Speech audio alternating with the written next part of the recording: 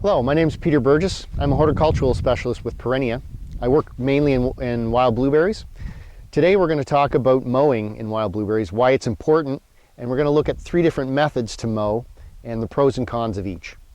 Okay, that's the first thing I want to talk about is why are we mowing? The blueberry production cycle is a 2-year production cycle. Here it's just about Thanksgiving, and it's about the normal time when we start to think about mowing after harvest. And the purpose of mowing is to really prune the plants right off to ground level so that the next year the new shoot is going to regrow from the rhizome. That tends to give a much healthier stem, sets the plant up well for more fruit buds in the vegetative year. So one of the best ways to do that is with a flail mower, and this is our first unit that we'll look at today. And this one is a gang flail mower. Follows the contour of the ground and allows, because as we know most blueberry fields aren't perfectly flat, so it allows the mower to follow the contour of the ground, gives a very tight mow and mulches the material up so there's less debris in the way for new shoots growing. So there's many different types of flail mowers. Here's a less expensive one compared to the gang mower. It's a 6-foot flail mower. Doesn't follow the contour of the ground quite as well as the gang mower does, but does an effective job and works very similar to the gang flail mower, where it mulches and has it cuts the stem fairly low to the ground. So with the wider flail mower, what can happen sometimes is if you come across a little knuckle in the ground, because it's so wide, you'll end up scalping the ground. And on heavy blueberry ground, that's not ideal. It exposes the rhizomes. You have bare soil. So with the gang mower, it follows that contour, you get less scalping, and that's a real benefit of the bigger piece of equipment. So now another option that many growers use here is a rotary mower. It's a less expensive model of a mower. It does a bit of a different job. It's the same as your lawn mower that you would to mow your own grass, but scaled up a little bit. This is great for developing fields, and it will work for pruning blueberries. But because you have a circular rotary mower, it's hard to get a real tight mow on a field that's not very level. So what ends up happening, you have some plants that aren't cut super low, and you can get growth off of that the next year, which tends to lead to a weaker plant. It can still do a great job, and for small growers, it might be the best option.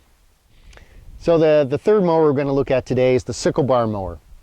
And it's used by growers mainly as a preparation for birding the following spring.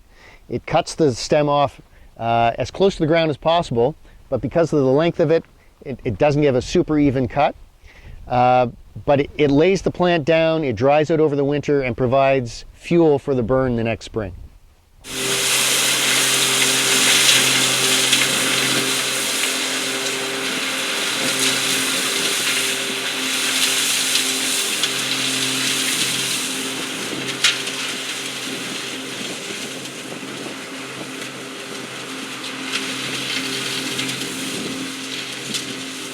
You can see here, this is where the gang flail mower just went through.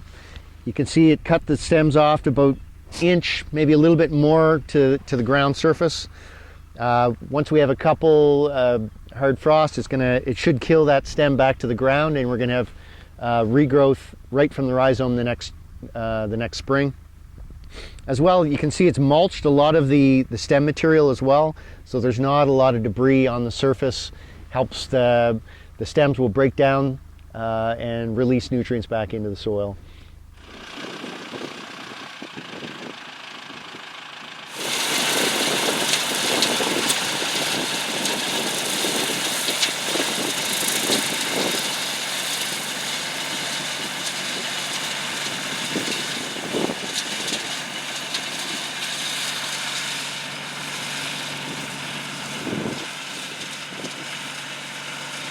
So here we are in the rotary mower pass.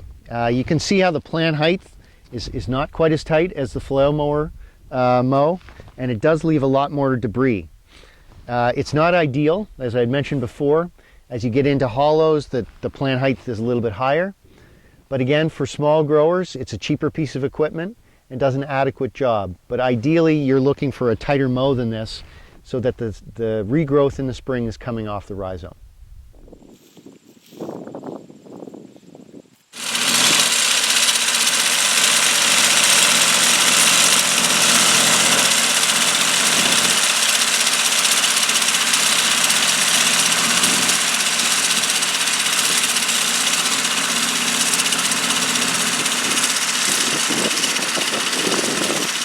So here we are in the Sickle Bar Mower path.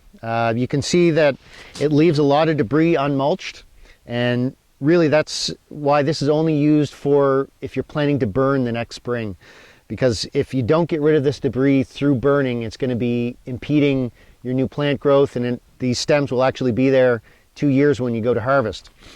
And you can see it doesn't get the cut doesn't go super tight. Again, it's why important you need to burn this in the following spring.